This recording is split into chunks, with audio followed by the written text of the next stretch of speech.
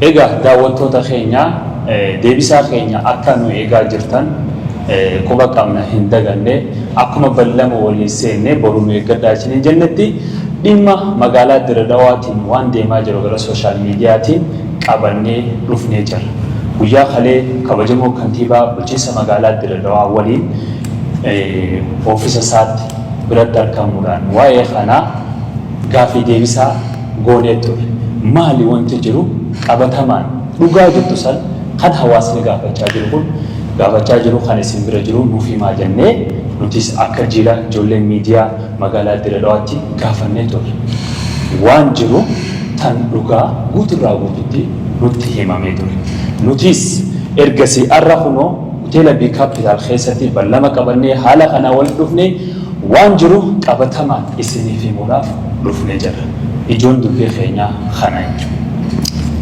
Tole akkuma Jaafar ibsuudhaaf yaadetti nuti akka dirree miidiyaa guruupitti kantiibaa keenya dubbisuu qofa osoo hin taane maanguddoolee biyyaatiis akkasumas hayyoonni garaagaraa dhimma kanarratti kantiibaa wajjin haasawaa godhanii odeeffannoo gahaa argatanii jiranii keessattuu ijoollee teenyaa ciccimtuun kanneen biyya alaa jirtu biyyoota garaagaraa jiranii kallattiidhaan illee bilbilanii kantiibaas dubbisanii jiranii nutis namoonni garaagaraa nu gaafachuurraa kan ka'e kantiibaa keenya baallama godhannee bira deeynee rabbi isaa kabajuu akkuma inni nu kabajetti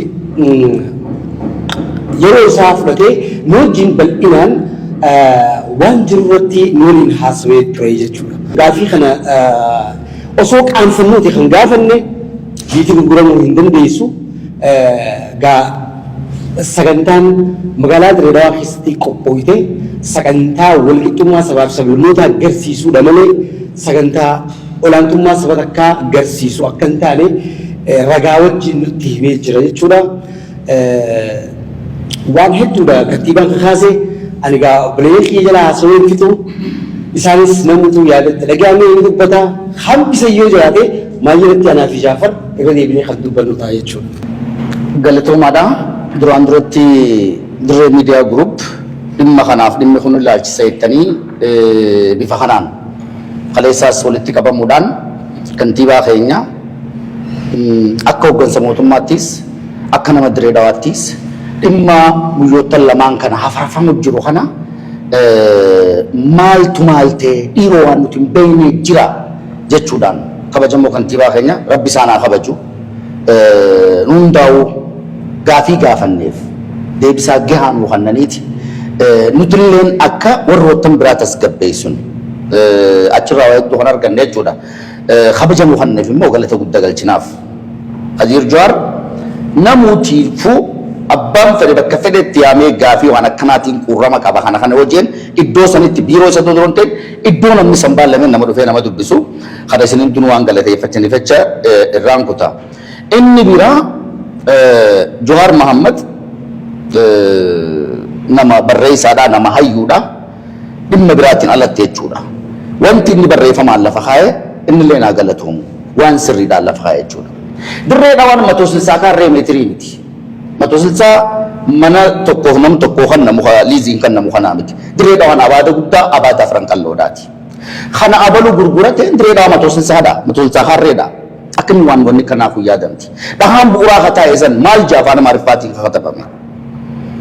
Kanaafuu isa biraa gaafiin tummaa dhalootii men hawaasni biyya keessaatis ka biyya alaatis dargaggoon tiktokaatis dargaggoon miidiyaadhaatis baga gaafatan waan takka tabaruu qaban irratti kan gaafii hadhaleessan gaafiin immoo hogganaa magaalaa takka hogganu qofa irratti suuraa isaa garagalchuudhaan arrabaan waan biraatiin nama keenya dabarsinee alagaalleen boru nama atitti aaggatte alagaan awaaja ati bartee aaggatte bateette kaan immoo ni dhawa. Dhimma kanaa kana jirra wal qabuudha qabna nuti. Dhimmi kun isaa kee eessatti dhaabbataa dhimmi siyaasaa ta'uu danda'a. Dirreedhaan naannoon biraa gaafachuu dandeessi naannoon Oromiyaa gaafachuu dandeessi abboleewwan gaafachuu danda'an dhimmi kun dhimma immoo akkana sablaa kanaa miti kana wajjin wal qabatee miti. Kanaafuu dirreedhaan gurguramte jedhee ilmi namaa tokko akkamitti afaaniin haasawa. Safuudhaa situn dhimma dabarsanii wal kennuudhaa. Hogganticha silaa amma yeroo tanatti Khadiir Jawaar jechuun nuti baay'ee Khadiirii miti wanti nu godhe nuti mataa keenya irraa kan kaane sammuu keenya kan ajaje malee waan kana nama biraatii miti. Khadiir wajjin walitti dhufeenyi dilas qabnu warra miidiyaa kana gaafii takka takkaaf yoo taate malee namni mana Khadiiroo bulee namni mana Khadiiroo galmu biiroo isaa takkaa dhaqee hin beekan. Laakiin wanni deema waan bareedduudhaa miti. Nam tokko irratti namni kun akka mataan isaa gachabu namni kun fuula dura hoggansaan bara hoggansa olaanaa biyya bulchutti nama qaadhimamee jiru bakka dhugaa sayyoo walitti dubbannu taate.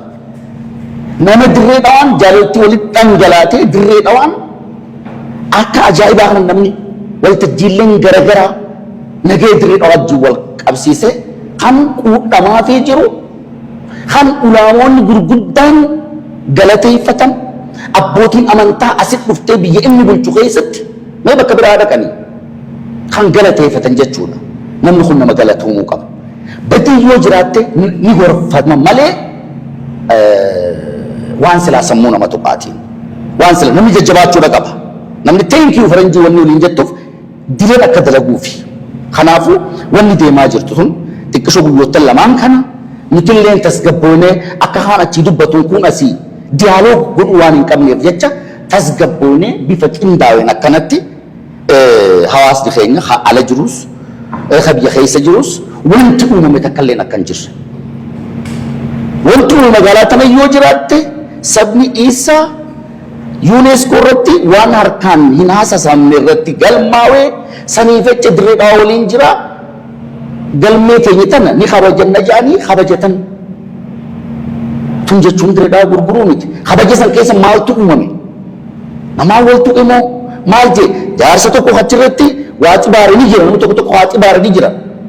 Xibaaruun isaa immoo maal janiin waan madaalli haasuu miti. Inni jeeftu hin taatu.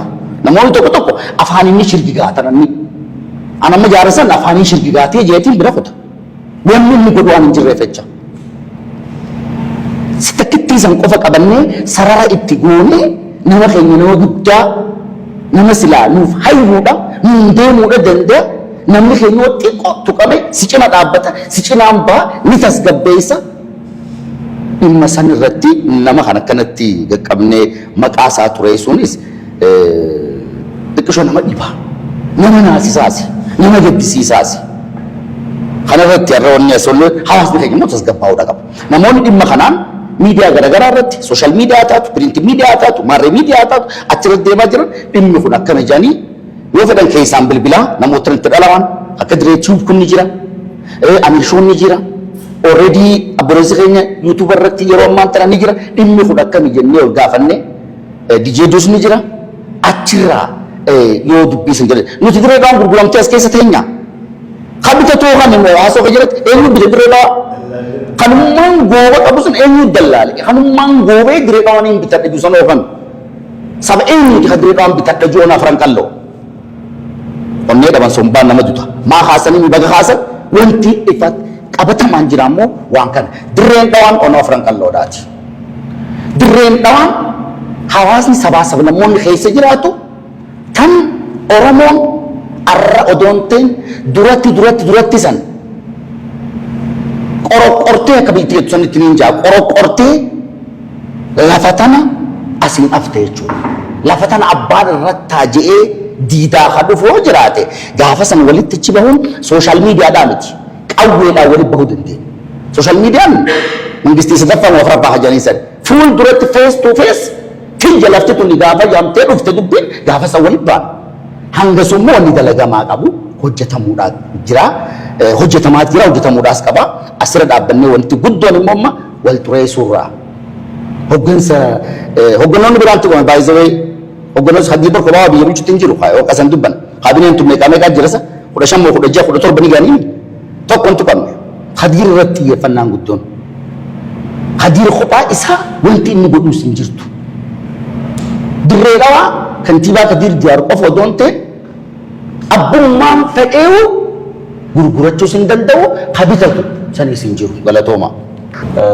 Assalaamu alaikum warahmatullahi wabarakatuh. Kabajamtoota, jaallattoota, dinqisiifattoota, dhalattoota, deeggartoota hawaasa Oromoo kan addunyaarra jirtan maraaf sabaa fi sablammii addunyaa irra jirtan maraaf waan haasoo muslaa haasawanii jiranii an dubbiin gabaabsa. Dhimmi jiru maali? Dirreen dhawaa gurguramte hin gurguramnedha. Deebisaa kanaa olitti kan namuun jiru qabatamaan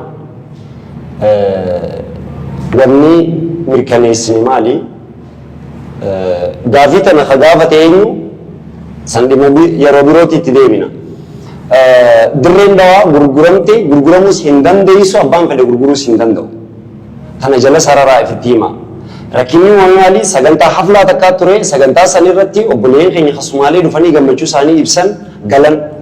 Gammachuun nagayaan xumuramuu kana warreen isaan hin gammachiisin yaadaa fi karoora biroo waan qabatan asirratti raawwatamu waan dideef jecha okora kana kaasanii jechuudha. Nama keenya tokkicha hawaasaaf dalagu akka inni mataa ol hin qabanne amantii isaatiin eenyummaa isaatiin irra duulanii mataa gaccabsanii jabaa keenya nu keessaa dhawanii akka nuti hoggansa malee hafnu qullaa shira karoorfamee hojjetame kun. Adeeroo ilma Oromoo kan dirree dhawaa dhalate dhiisi ilmaan Oromoo kan biyya alaatti dhalate gaafii eenyummaa dirree dhawaadhaa ni ilaalchisa. Kanarratti hoggansinis hawaasni miidiyaatis sabaa fi sablammiinuu dirreen dhawaa ona afran qal'ootii diriirii takka hin qabnu dhimma eenyummaa dhimma lafee dhimma jiruu fi jireenyaati. Hawaasni dirree dhawaa dachiisaa kanneen bakka itti buqqa'u hin jiru. Bakka irraa deemuus hin qabnu.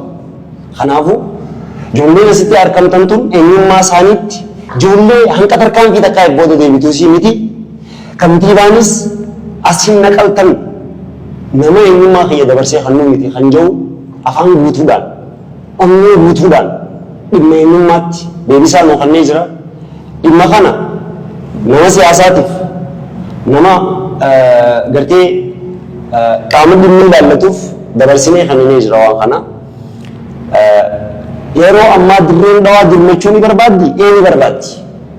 Sirri barbaaddi dirreen dhawaa dirmachuu abbootii gadaarraa, abbootii amantaarraa, dhalattoota dirree dhawaarraa, deeggartoota dirree dhawaarraa hawaasa bulchiinsa naannoo Oromiyaatiin dabalee gargaarsa guddaa feeti.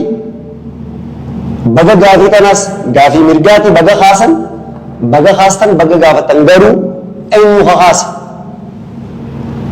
Nuti warri arraan tana asitti argamtan kun deebisaa kana kennuu dandeenyeef gaafii kana kan gaafachaa jiru warra feesbuukaa fi sooshaal miidiyaa irraa wacu malee dhugaadhaan qabatamaan namni dhimmi ilaallatu deebisaa akka kennuu barbaanne namni dhimmi ilaallatu qaama kanaan gaafii tana haa kaasu bulchiinsatti haa dhiyaannu tokkicha qabnu kana garuu mataa gaccabsuudhaaf silaa itti jarjaruu baannee gaariidha. Namni inni kun isin waan laallatuuf jecha ilmaan Oromoo addunyaa irra jiran ilmaan sabaa fi sablammii hundinuu keessan qaama dhimmi ilaallatu abbootii gadaatis ni jiran manguddoonis ni jirti sheekootiin ni jiran ulamaa'ii ni qabna obboleeyyan keenya kasumaaleetii wajjin federaalaa wajjin ta'a dhimma kana nuu furaan ja'a ammaaf ololaa fi arrabsa hoggansa keenya irra deemu callisnee ilaallu akka hin dandeenye isiniif mirkaneeffachuu qofaa fi galatoomaan isiniin ja'a osoo hin dheeressu. السلام عليكم ورحمة الله وبركاته. أكم جرتم هردفتو تخيني كقالي في خبجمو بكجرتنيتي هند خيسهم نجاي فياني سناجو ومن خيني جا أكون بيك كمتي توري دقي هنجا ماتي وني دقو الجرو وري أجرو الجرو ميديا جبرتي مالي وان لفتي وان تكلي وان أجرا جرو هنجرو نمني هدون بيتي أكم جرتي هريري بهاجرا يجتني نموت هدوت ونقافة شجرة نموت هدوت خومي خاص جرا وني تكلي وني إلى أمان تنا خومي أجره هنجرو سنيفوجا ميديا جبت شورر كان مقدمة جرو مالي لفتي نجاي وني تكلي تتاتي هنجرتو دريدوان نجاي كبدي هوني جرا سلا غرغرم تنتو هنجرو يشودا غرغرم تنت وني جونا سنيفوجا نم هدوت وندرو هاسوي غلطوما نسنجا أيه أكم نجا فيا كبدني غاريدا يا دقي سمري نجا يرودي رادف ميديا رايلة بديتين ترى أممو وني كابسوتو نمني فتويتا كافا أمير شو وعند بوستو كروسري را خلا أمير شو دراما دلوسري كورتشيسون كوايه كورتشيس جدتو مونين دبابه أنا فهمو برنو تران ترى wanni ammaan tana dirree dhawaa irratti deemu jiru magaalaan nuti itti dhalannee itti guddanne magaalaa akkaan jaalannu magaalaa ka keessa jiruu miti ka isiin ala jiruu hawwee jechuudha. Magaalaa Dirreedawaa magaalaa tana ni jaalanna. Jaalala isiif qabnurraa kan keetti immoo warroota magaalaa kana nageenya magaalaa kana booreessuu irratti halkanii guyyaa dalagu yeroo agarru maatii asii qabna obboleeyyan qabna aadaa fi abbaa qabna uummata gaggaarii hedduun magaalaa tana keessa waliin jiraata. Nageenya magaalaa tanaa immoo hogga boora'u arkuun seerri uumaatillee nuuf hin qabnu. Maaliif bakki ati itti dhalattee itti guddattee eenyummaa keeti waan ta'eef wanni horoskooppii illee qabu kanuma. Kanaaf Dirreedawaa qofaa miti addunyaa tana guutuuf nageenyaan hawwa. Wanni deemu jiru Dirreedawaa ni gurguramteedha.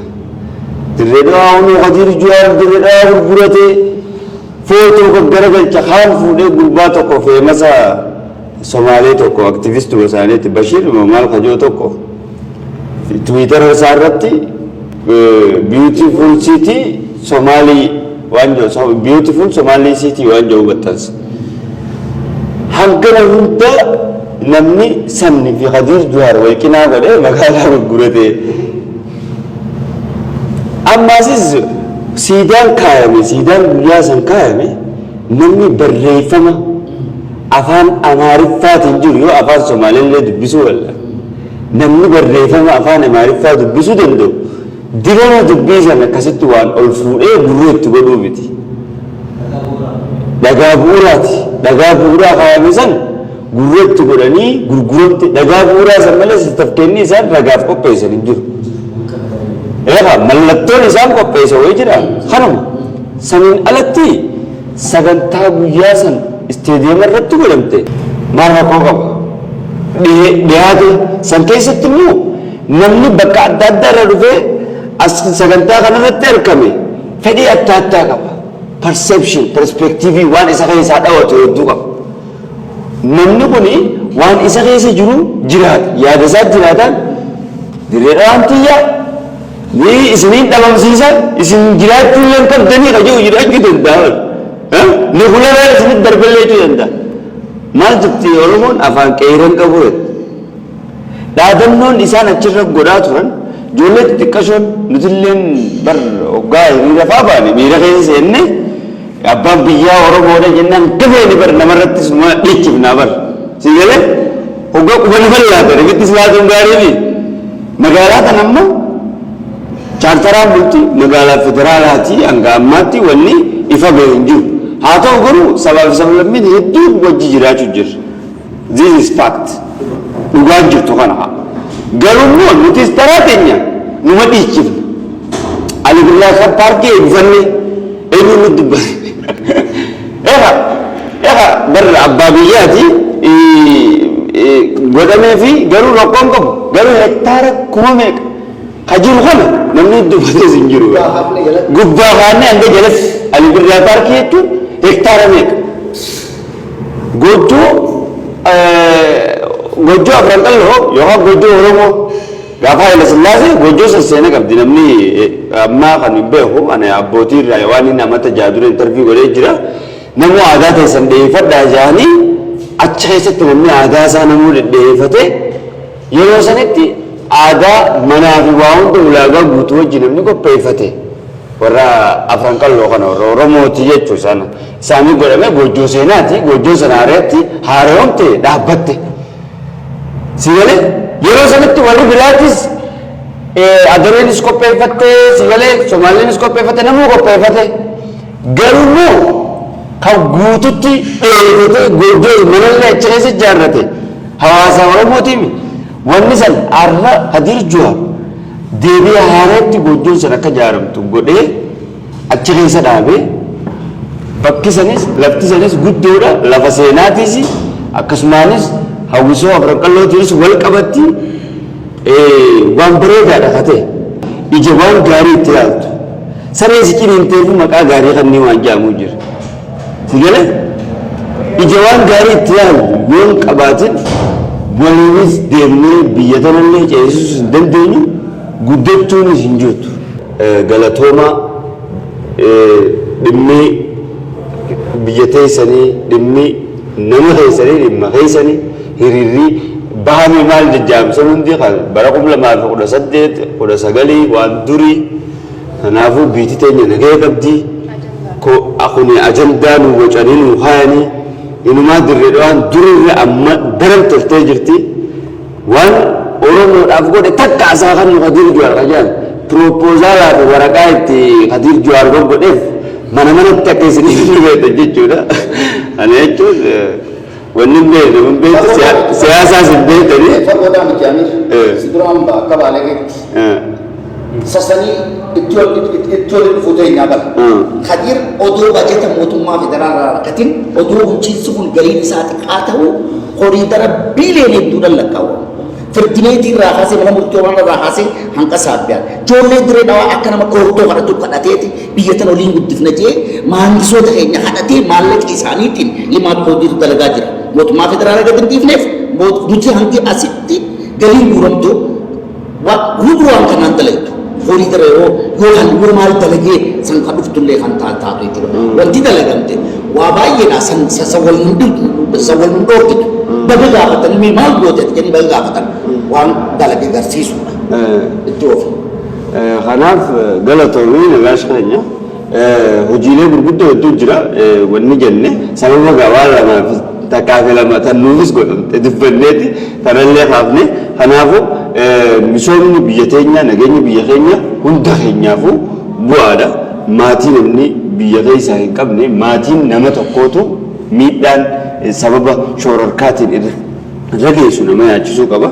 Kanaafuu biyyi teenya ganaadha guddattee addunyaan tun guutuun dhuftee daawwachuudhaaf teessi tana kan hin jiru nutis akka miidiyaa warra miidiyaa hawaasaatti wanni nuti irratti dalaguu qabnu nageenya hawaasaa jaalala hawaasaa misooma diinagdee namni akkamitti dalagee jijjiirama akkamitti guddanna akkamitti as Jabuutii fi Dirree Dhawaa walitti hinee dalaganna akkamitti Dirree Dhawaa fi Jijjiga yookaan Somaaliyaa walitti hinee dalagannee jijjiirannee guddannee addunyaa irratti bareennee mul'annaa dogoggoruu nu fidee jira. Waan silaa haasawamuu qabna haasawnee jirra. Magaalaan tun magaalaa kominikeeshinaa biiroo mootummaatii jira. Biiroon mootummaa tun dhimmi dabraa ture kun keessaafuu loogoo bulchiinsaatiin kan dabraa ture kun hangam takka dhugaa qaba hajuu odumamma waliin as jirru dhimmoottan kominikeeshina bulchiinsa Dirree Dhawaa kan mootummatti itti aanaan kominikeeshinichaa yaamuudhaan boomilkeessaa muummeedha. Galatooma isin eegu jirraati nagaa nu qottaa galatooma. Bifa kanaan yaamnee jirra. Hooggantoota akkanaa qabna kunuunaan gizeenii fi yaamnes kan daqiiqaa muraasa keessatti ni dhufa jee. Ifuma kanaan dhugaadha. Biiroo isaanitti kan eegan goone nuun jiru dhaquudhaan yaada sinirraa baranne.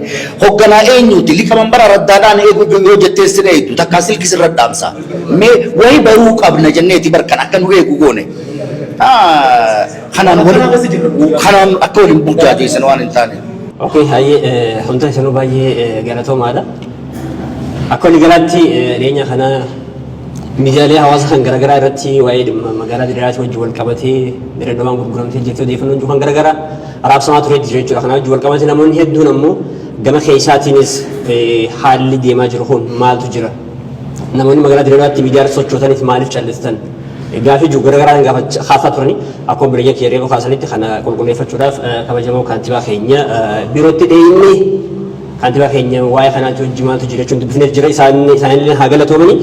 Akka waliigalaatti magaalaan Dirree Dhawaadhaa jijjiirama akka biyyaatti dhufeen booda taateewwan garaagaraa gurguddoo magaalaa keessummeessaa jirtudha. Magaalaa nagee qabdu waan ta'eef jechuudha. Kanaaf hedduu kaasuu danda'ame jechuudha. Sagantaan heera isee kan kabajate obboleeyyan keenyaatis magaalaan Dirree Dhawaa magaalaa nagaatu fi wajjin wal qabatee taateewwan magaalaan Dirree Dhawaa kabajataa tokko jechuudha. San dura dhaabbileen amantaa Itoophiyaatti sagantaa guddaa istaadiyooma qopheessee turte. Kun hundinuu immoo sochiin namoonni garaagaraa gara magaalaa Dirree Dhawaa dhufuun sochiin hundinuu guddina magaalaa keenya dinagdee hawaasa keenya warra kophee qulqulleessuu baay'ee gede hundi isaanii fayyadamu jechuudha. Kun kanatti saniin garuu akka waliigalaatti odeeffannoon deemaadhaa jiru waliigalatti sooba oduu sangaatu dhaleeti jechuudha akka waliigalatti. Dubbiin garuu namoonni nageenya magaalaa Dirreedawaa hin feene. Shoorkaa kana keessatti waa harka naqatee shoora keessee dhuunfaan fayyadamuu barbaadu. Parsanaalii namoota tokkorratti xiyyeeffatee jechuudha kan waan kana raawwachaa jiran. Saniifuu akka waliigalaatti namoonni kun mirga namoota dhuunfaa dhiibuudha kan ta'u jechuudha. Yakka kun gama bira wantaatti yoo deemne jechuudha. Saniifuu kun akkaataa ittiin hojjetamuu qabu ni hojjetama. Akka waliigalaatti magaalaan Dirreedawaadhaa hiriirri kana bahee deemaa jira. Sun hundinuu soba. Magaalaan Dirreedawaa magaalaa nagaatti sochiiwwan gaarii gaggeessaa jirti. Garuu caalatti ammaan tana kobbirja kiyya reefu na dura hundi isaanii kaasanitti magaalaa ammaan tana guddina saffisiisaa galmeessuudhaaf dadammaqiinsa irratti argamtuudha. Namoonni ammoo kan hin barbaanne akkatti faayidaa dhuunfaa dur baran san warri fayyadamuu barbaadan harka naqatanii maqaa namoota dhuunfaa balleessuudhaan walitti dhabdee hawaasa lameen jidduutti uumuudhaan kan sochii isaanii taasisaa jiran jechuudha. Saniifuu sochiiwwan kun hundinuu wanni deemaa jiru soba magaalaa Dirreedawaa halkanii guyyaa nageenyis hawaasaa fi qaamoleen nageenyaa waliin ta'anii hojjechaa jiran qaamolee kan immoo dabree hawaasa wal dhabdee keessa galchuudhaan nageenya magaalaa Dirreedawaa waan amma magaalaa kamii kan halkan sa'a sadii namni socho'u magaalaa takka Itoophiyaa keessa irra guddaan isaanii halkan hanga sa'a sadii cufaadha. Garuu Dirreedawaa magaalaa sa'a 24 lubbuu qabaattee halkanii guyyaa diinagdee socheessii taasiftu. Waan dur dabranii beekame jechuudha waa'ee gama nageenya ta'uu wal qabatee. Sun inumaa'uu Dirreedawaa keessatti yaadamu kanaan booda. Nagaya taatee itti fufti. Qaamoleen kan ammoo akka milkaa'uuf socho'an abjuun kun yoomiyyuu sanaan hin milkaa'u. Hoggansi qaamoleen nageenyaa nuti warroota miidiyaa irratti socho'u hundi keenya dhugaa jiru Dirreedawaa keessa nuti jira. Dirreedawaan ta biraa jirtiif Dirreedawaa tan keessa jiru tan keessa jiru nu dhugaa jiru qabatamaan kan beeku. Warroota ammaan tana sooshaal miidiyaa lafa san kun hundinuu wal beeynaas. Inumaa abjuun keessatti hin milkaa'u obboleeyyan Dirreedawaatti Oromoo fi Somaalee miti sabni biraatu hawaasa kana wajjin qindoomee jiraachaa jira kun itti fufaase. Caalatti ammoo Dirreedawaa waa'ee seenaa Dirreedawaatti wajjin wal qabate abbaan fedhe yeroon amma yeroo dijitaalaati namni silkii qaba waan fedhe haasa'uu ni danda'a haasa'uu jiranis. Waa'ee sana ammoo hayyoonni waa'ee seenaa magaalaa Dirreedawaa hayyoonni Oromoodha. Waa'ee magaalaa Dirreedawaa nu caala haasa'uu danda'an hedduutu jira. As ba'anii waa'ee magaalaa Dirreedawaadha. Magaalaan Dirreedawaa hundeeffamni akkami akkamitti hundeeffamte moggaatu maqaasii akkami nu caalaa ibsuu danda'an jechuudha. Hayyoota hedduu qabna. Saniifuu akka waliigalaatti waan gamoo sooshaal miidiyaatti deemaa jiru kana akkuma itti dhufte deebisan ga'a. Sooshaal miidiyaa irratti afafamaa kan jirtu. Saniifuu nuti isaanii jechuudha kan gama kanaan dhufnee fi akka waliigalaatti fuula duras waa'ee kabajamoo kantiibaa keenyaa caalatti maal hojjete warroota jettan ammoo beekuudhaaf waa'ee hojiiwwan kantiibaa keenya hojjechaa jiru hawaasa keenya kan baadiyyaadha gaafadha. Hawaasa keenya kan baadiyyaadha. Hawaasa keenya kan baadiyyaa kanaaf maal akka hojjete pirojektiiwwan bishaanii meeqa jallisii diriirsee fi hawaasa keenya kaduraan jireenya isaanii irraanfatame. Dirreedawaan bara duraan magaalaa jaamteetti hawaasa magaalaa qofa araddaa 9 yaamaa turan baadiyyaa araddaa 38 jira. 38 kun ammoo horsiisee bultootaa fi qotee bultoota. Qotee bultoonni immoo jallisii qabaachuu qaba. Wallahi dhugaa sunuun lafti isaa hidhamtee oomishaa fi oomishtummaan isaa akka dabalatamu taasisuudhaaf hojiiwwan inni gama bu'uuraalee misoomaatiin isaaniif galchuu wajjin qabatee hojjete. Dhaqaatii gaafadha hawaasa keenya kan baadiyyaa jechuudha. Bulchiinsi kun dhugaa rabbii barakaa jala jira. Hawaasni keenya oomishni inni barana mishingaa oomishate dhaqaa dubbisamee tokko isaaniidha. Maaliif hooggansi jallaa ta'e dallaan soora beetu bakka sanii bahu hooggansi jallaa ta'e hooggansi gaarii waan ta'eef barana roobni kun dhugaa rabbii eenyu kana baay'ee deemee dubbisaan ture hawaasa keenya hojii haasawaa. Ammoo hooggansa gaarii qabnaaf barana rooba gaarii akka inni barakaa wajjin dhufee hojjaa. Garuu barana pirojektii bishaanii meeqa eebbisiisaa ture. Asin gara sallisaa waan itti deemame burtukaana oomisha burtukaanaa jiru akkasuma araddaalee hunda jechuudha. Saniifuu maal hojjetoonni yookaan akkasii ammallee waan hojjetamuudhaaf karoora lafa kan hedduutu jira jechuudha. Galma caayaa abbootii gadaa guddaa pirojektii lafa kaanii hojii guddaa hojjetamaa jira. Yoo dandeessan abbootiin qabeenyaatis kan irratti hirmaadha. Nageenya waaraa ammaan tanaaf jiru kana caalatti cimeeti siranii itti fufa. Kun shakkii kan qabu warroottan sooshaal miidiyaa irratti oduu kana afarsaa jiranii waan kaaraa osoo of qusattanii maaliif gochi kun boru waan itti gaabbitanii isin sheeneessa seenaa boru ittiin maqaan keessan badu har'a keessanii hin dabrina. Warri ammaa farsaa turtan kun amma dura akkamitti farsaa turtanii dhuftanii qaamaan laaltanii waan haasoftanis wajjii wal quba qabnadha. Garuu hammas mara deemuunis hin barbaachisu nageenya keenya waliin tani hawaasa keenya ceera caalatti nageenya isaa tiifachuu irratti poolisota keenya wajjin hojiiwwan isaan hojjechaa jiran baay'ee kan nama galatoomfachisu kun cimee itti oofuu qaba. Ergaa juun dabarsuu barbaada hunda keessanuu horaa bulaa galatooma. Jabaa fi abbaa jabeeffataa jechuudha. Magaalaa kana keessa ololli deemuu jiru kijiba waan ta'eef yoo gabbuutan isinirra maaliif yoo amantan nama amantan sanatti hin qabdan barni beena. Yoo nama namallee Irzaayiluma amantanii jechuudha. Irzaayilitti hin beekameete harroo fuudhutti yoo amantan. Sani ala laakiin magaalaan diree dhawaa nagaa qabdi jechuudha. Ijoolleen teenya dubbachaa jirti. Amiishoonis peejii isaatiin sharmaakeenis ijoolleen hundinuu gadhiisaa jirti. Sanumaafuu wal qusadha. Ammas isinumaatu walirra bobbaa malee namni biraan jeequutti hin jiru. Nutummoo wal jala nu faayilaan.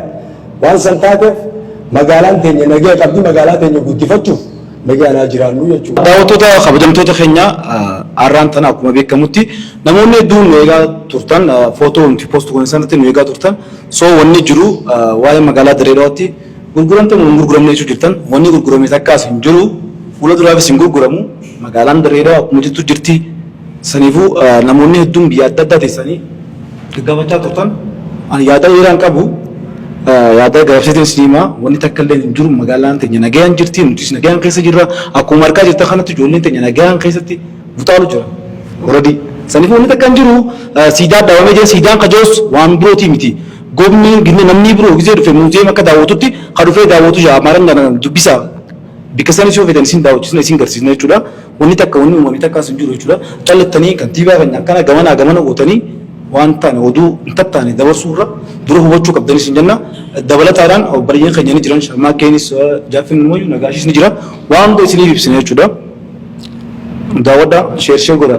Obboleen kiyya asitti wal arginee dhimma magaalaa teenyaa magaalaa guddittii baha Oromiyaadha akkasumatti illee magaalaa qaroominaa fi beekumsi irraa ka'e qaroomina yommuu jennu Ali Birraa yaadanna Shantam Shubbisaa yaadanna akkasumatti illee Halloo Daawwee yaadanna jechuudha. Akkuma beekamu gaa torbee kanaaf akkasumatti illee guyyaa lameennan kana kan deemaa jiru dhimma magaalaa Dirree Dhawaati. Dirreen Dhawaa nuuf lafee dugdaati. Dirreen Dhawaa magaalaa teenya magaalaa keenya irratti irraa dubbachuu fi akkasumatti illee yaada irra kennachuun mirga lammummaati akkasumatti illee mirga abbaa biyyummaati jechuudha. Haa ta'u warreen ammoo miidiyaa irratti yaada nuti barreessinee fi akkasumatti illee koomentii jalatti yaada kennachuu jirtan hedduu takka galatoomaa maaliif dhimmi kun isin yaachisee isin quuqee magaalaan tun magaalaa teenya jechuudhaan yaada wal falmisiisaa fi akkasumatti illee adda addaa kennachaa jirtanii isin hundinuu galatoomaadha maaliif magaalaan tun waan magaalaa teessan taatee fi akkasumatti illee yaada kennachaa jirtanii haa ta'u malee dhugaan jirtu maali jechuun keessan bareedaadha gaafachuun dirqama. Akkuma beekamu gaa kaleessa kantiibaa magaalaa Dirree Dhawaa kabajamoof jaallatamoo obbo Kadir Juwaar bira dhayne nuutu dhaqe malee innis nu yaamne maaliif jennaan dhimmi magaalaa tanaa nu ilaalchise jennee nuti akka garee miidiyaa magaalaa Dirree Dhawaatti Dirree Dhawaa miidiyaa gurupitti dhayne gaafii gaafanne gaafii takka takka nuuf deebisee jira jechuudha. Kana yommuu jennu abbaa gadaa yookaan kaan ammoo sheekotii hayyuu biyyaa ta'anii osoo hin taane nutis magaalaa dhimmi magaalaa Dirree Dhawaa nu ilaalchisaa magaalaan tun magaalaa teenya jechuudhaan akkuma hawaasaatti yookaan kaan ammoo akka nama miidiyaa gubbaa jiruutti dheenee kantiiboo magaalaa Dirree Dhawaa gaafannee jechuudha. Yommuu kana jennu dhimma kana warri kaasee warra dantaa dhuunfaa qabu warra akkasumatti illee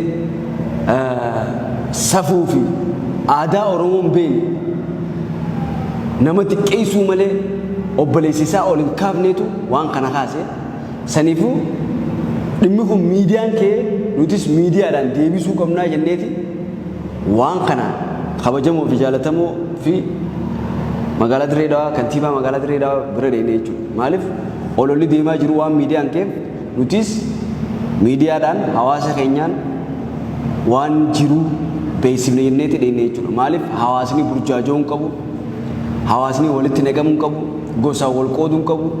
Magaalaa tana keessa sabaaf sablammii hedduu jira. Magaalaan tun magaalaa nagayaati.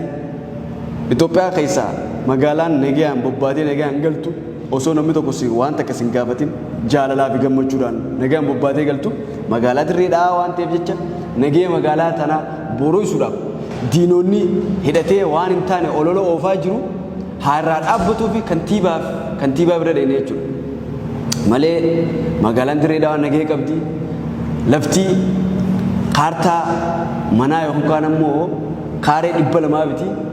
Magaalaan Dirree Dhawaa abbaan fedhes gurguruu hin danda'u, bituus hin danda'u.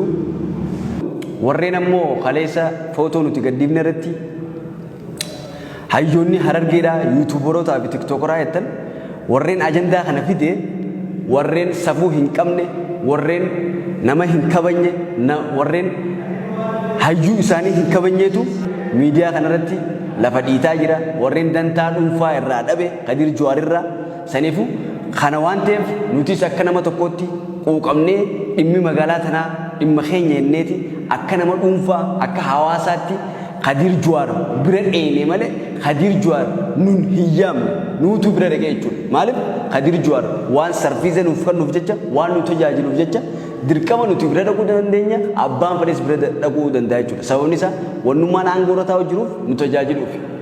Saniifuu tanarra dhaabbanneeti isa bira dheenee malee nuti hayyuu taane yookaan immoo beekaa taane kan magaalaa Dirree Dhawaa dubbatu taane osoo hin taane akka nama tokkotti akka hawaasaatti bira dheenee jechuudha. Kana kanaan finna saniifuu ololli deemaa jiru olola miidiyaati. Olola miidiyaa kana miidiyaatu deebisa tanirratti fixannee jirra. Wanni magaalaan gurguramtees hin jirtu. Kanaan isin jaa akka wallaalummaa kiyyaatti yoon fi naasoo kiyya kana keessatti dongora qabaadde dhiifama naa godhaa. Magaalaan tun nu hunda ilaallatti. Nageenya magaalaa keenyaa eeguun nurra jirti. Galatoomaa. Assalaamu alaikum wa rahmatullahi wa barakaatu. Inni dhugaan jirtu kanaafuu hawaasni keenya dhibbaa dhibbatti waan amma nuti dubbanne kana amantummaan fudhatee burjaajoo irraa tasgabbaa'ee namoota dubbii kana quba hin qabne illee quba qabaachisee akka odeeffannoo nurraa argate kanatti warra biraatiif dabarsuu qaba jenna. Wanni biraa wanni nan dubbachuu barbaadu dhagaan bu'uuraa kaayyame san akka galmee yaadannoo isaaniif qophaa'u sanii fi kan godhame magaalaa Dirree Dhawaa keessa waggaa 16 dura galmee giddugala aadaa Oromoodhaa magaalaa Dirree Dhawaa keessatti diizaayiniin dalagamee lafa taa'u jira jechuudha.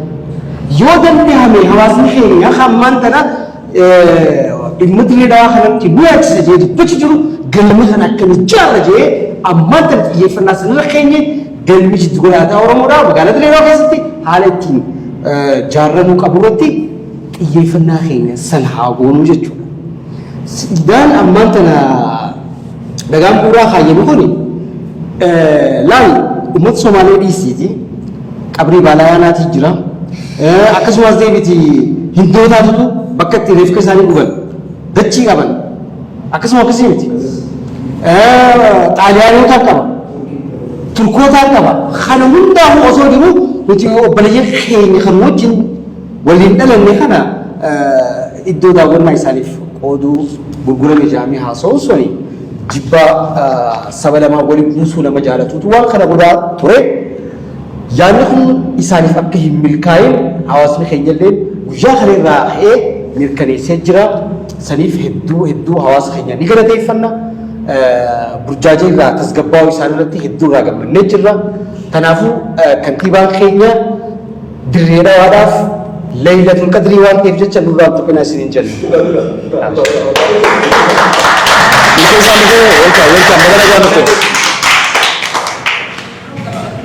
Iddoo galatoomaadha. Duratti isin akka gaarii galatoomuu qabdanii maaliif isinis namoota sooshaal miidiyaa irra sossoo keessa hanga muraasa wanni deemaa jiru nu hundinuu waanuma agarru namni ija qabu hundinuu gurra qabu hundi waanuma dhaga'u.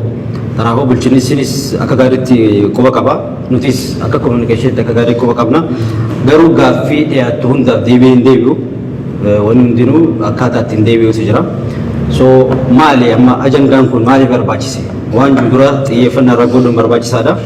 Yeroo kanatti maaliif ajandaan kun nuuf kennamuu barbaadame itti aanee immoo ajandaan nuuf kennamu jiru kana hunda qabannee jala ce'uunoo maali osoo addaan hin baafanne ajandaan nuuf kenname hunda jala yoo ajeemu taane boroo maal nuuf kennanii maal nu godhuuf ta'a namni waan kanaan deemu waan jiru adda baasuun hedduu barbaachisaadha. Maaliif yoo jedhee olola kana namoonni siyaasaa keessatti rakkoo jirtu takka namni takka wanni fi dhimma takka gaggeeffachuu fedhe ajandaa bana ajandaa tanaan hawaasa fayyadamee hawaasa ifiumaa takka hin ta'u miidhamu hin dhoomu inni bikkuma taa'ee dubbii afarsaa miidhamu kan dhoomu fi rakkoo keessa qabu ummatuma keenya kan oomishan jala deemu kana jechuudha. Ajandaa kanaaf jechuun osoo hin taane ajanduma hundaa'u wanni akkanaa yoo namni waan xiqqaa bocatee itti qophaa'e waan dhiyeessee jecha waan akkanaa irraa of eeguun nu barbaachisa jechuudha hawaasa keenya. Lammeessaa jabaa ifiif irratti duuluunis waan takka kunis rakkoo guddoodha jechuudha. Jabaa fi abbaatu jibeeffata. Raada abbaan diqee dhawate hambitee dhagaan dhawatti jechuudha. So egaa kana hubanne booda hawaasni keenya yeroo maraabu waan sooshaal miidiyaa gadhiifamu kun hundinuu dhugaan isaa eessa jee dhugaa isaa jala deemee dhugaa addaa baasuun dirqama jechuudha. So hawaas ijoollee sooshaal miidiyaa bira jirullee gama kanaan dhaamsan dabarsuuf hawaasa keenya waan hawaasa keenya jabeessa waan hawaasa keenya jaara waan hawaasni keenya irraa fayyadamuu ta'an karaa agarsiisaa malee akkatti waan ta'uuf hin taane hundatti gabaasanii hawaasa keenya immoo rakkoo keessa galchine burjaa keessa kan galchine maqaa rabbiitiin kana gama kanaan isin qaban akka siyaasatti akka nama dhaabasa keessaa siyaasa jiru osoo hin taane akka ilma Oromoo tokkottiin waan kana jechuudha. Kanatti aansee wanni dabaraadhaa jiru takka dhagaa bu'uuraa wajjin waan wal qabate dhagaa bu'uuraa wajjin wal qabate namni magaalaa Dirreedawaa kana qofa keessaa miti iddoo fadhattu Finfinnees ta'ee bikkuma hundattuu waan akkanaa hajaan kabajee yoo mootummaa gaafatu mootummaan namni sanaan ga'e Itoophiyaawii lammii Itoophiyaa ta'etti waan inni gaafate san godhamuun isaa dirqama Oromoos ta'e Somaalees ta'e Amaaraas ta'e hundaaf jechuudha. Akkuma Oromoonis waa gaafatee Oromoodhaaf waa godhamutti sabni biraas waa gaafate godhuun dirqama kun.